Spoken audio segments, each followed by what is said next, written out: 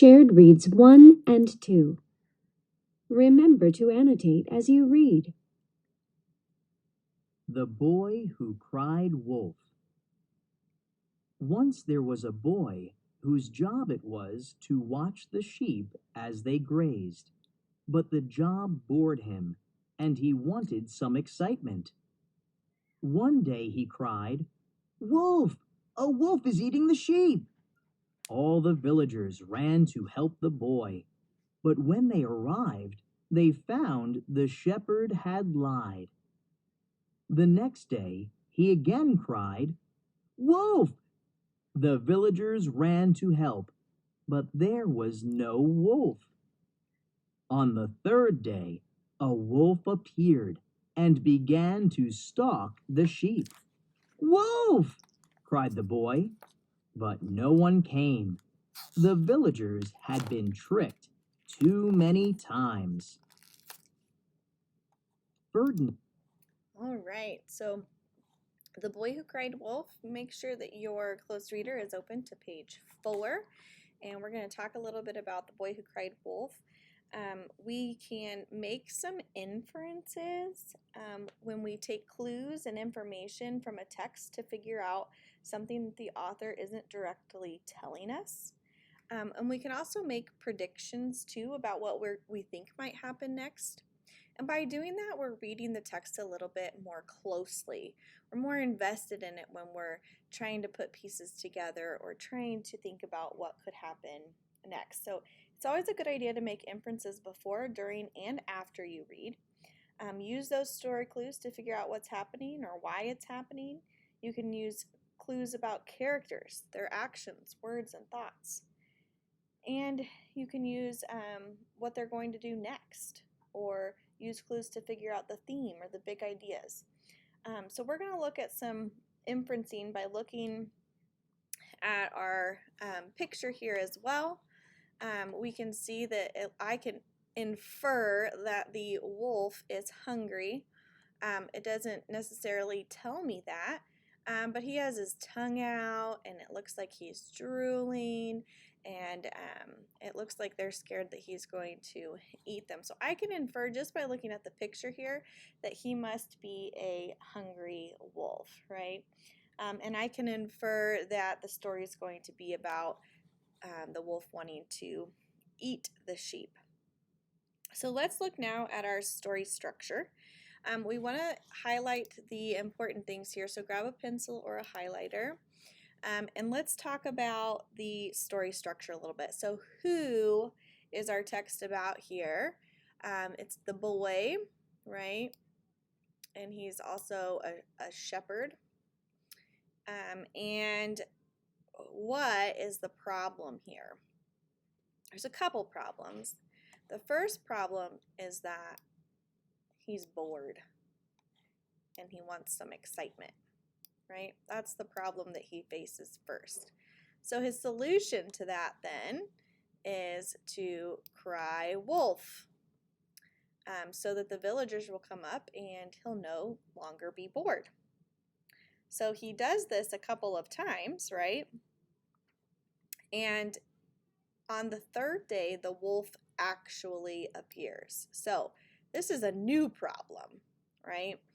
And they began to stalk the sheep. "Wolf," cried the boy. No one came. The villagers had been tricked too many times. So that's kind of the solution to our story. Not really a happily ever after, because the boy has been tricking the villagers one too many times, and they no longer want to help him. But that's kind of what's going on there in The Boy Who Cried Wolf. I want you to think about what lesson the boy learned. And then I also want you to put yourself in each of their shoes. So think about what it would be like to be the shepherd and to be up there and no one's around. You're just watching sheep eat the grass, right? So it's understandable that he would be bored. But then put yourself in the shoes of the villagers, right? What would it be like for them? What's their point of view? What do they think about the situation that's happening? So I want you to think about those things, and you're going to respond to those two after we read Ferdinand Frog and the Flea. So let's go ahead and listen. I'd like for you to follow along to Ferdinand Frog and the Flea. Ferdinand Frog and the Flea. Ferdinand Frog found a flip-flopping flea frolicking cheerfully. "What's this that I see? Frogs don't get fleas. This should never happen to me. Flee, little flea, be away with thee." "We'll see," said the flea, sitting on the frog's knee, "if first you'll do something for me." "What," asked the frog, "could I possibly do for thee?" "Well," said the flea, "go find me a dog, or a big-bellied hog. Yes, there, I might live quite happily." Okay, so we've got two characters here. We have Ferdinand the Frog, and we also have the Flea. It's always good to start with that, who is in our story, because they're going to be important to our story, right? And if we look at our animals, we can make some inferences based on clues that they tell us.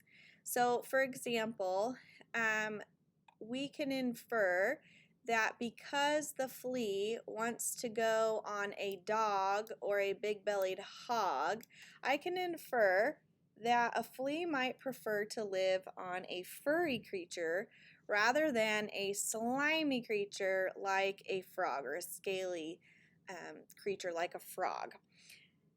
It doesn't tell me that necessarily, but I know that it doesn't like frogs because it says this shouldn't happen to me, right? And he says, but he needs a dog or a hog, and both of those have hair that the flea could attach onto easier. So I can put that together to make an inference that fleas prefer furry animals. This is an end rhyme poem, and let's check out and see what kind of rhymes we see. Ferdinand Frog found a flip-flopping flea frolicking cheerfully. So here we have flea and cheerfully. And I do want to point out too that we hear the long E sound here. Let's see. We hear the long E sound, and that is because of the team here, EA. Here we go. So we've got the vowel team EA that makes the long E sound. But look at the second word that rhymes. Cheerfully doesn't have an EA.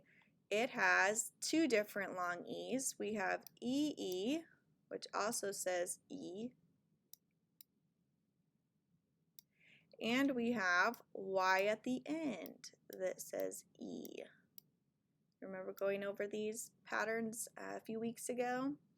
So let's keep listening and see if we see other words that have that long E sound as well. Okay, I'm going to go back to my highlighter. What's this that I see? Frogs don't get fleas. This should never happen to me. So what's this I see? Frogs don't get fleas. This should never happen to me. An E by itself in the word me that also has the long E sound even without a vowel team. Flee, little flea, be away with thee. "We'll see," said the flea, sitting on the frog's knee. If first you'll do something for me." "What," asked the frog, "could I possibly do for thee?" "Well," said the flea, "go find me a dog or a big-bellied hog.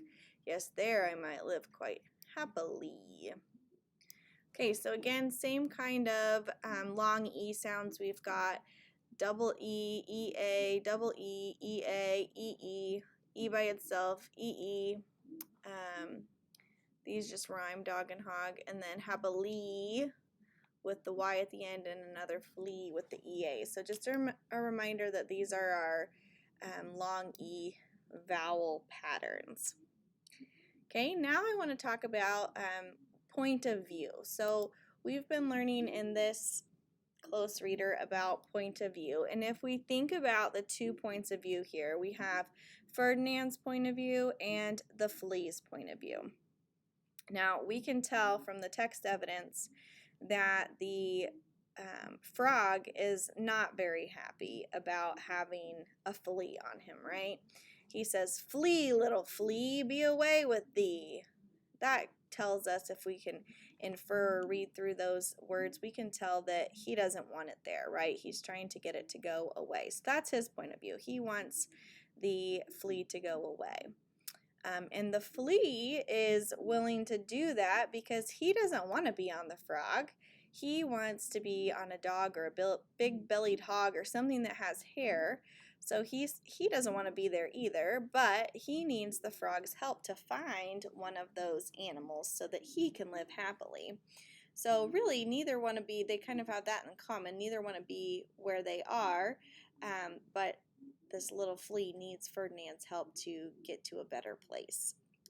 Okay, so what I'd like for you to do is read this last part here. It says, "Well, said the flea, go find me a dog or a big-bellied hog. Yes, there I might live quite happily."